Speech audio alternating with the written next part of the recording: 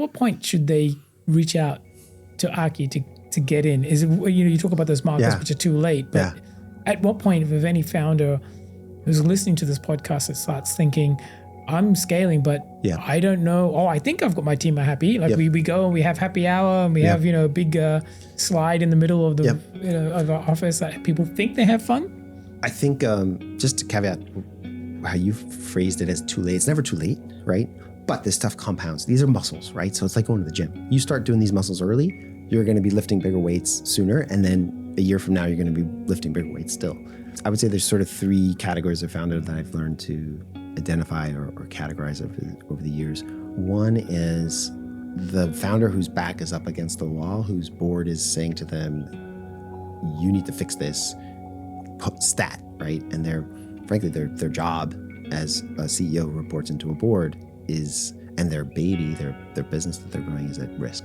So that's one scenario where they come and they're like, I need to do this because I'm being told to do it, and it's sort of my survival is on the line. That's one. It's not that common, but it happens. On the other end of this, in the middle, this is the most common use case, which is they've touched the stove or they're about to touch the stove. So I engage with them, whether through referral or the writing or ex-colleague, whatever it is, and we talk about these topics, and they're not quite ready for the work, and that's fine, right? They need to touch that stove, and then they go off for 6 months or 12 months, sometimes 18 months, and eventually they touch it and they go, oh yeah, I remember that stuff, Aki, we talked about, like, I think it's time. That's great. That's the most common use case, is that I engage with the founder somewhere on that journey of touching the stove.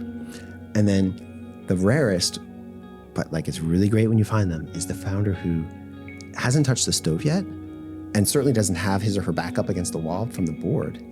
But when you talk about these topics casually in terms of, hey, what's going on with your team? And here's what I might be able to help with.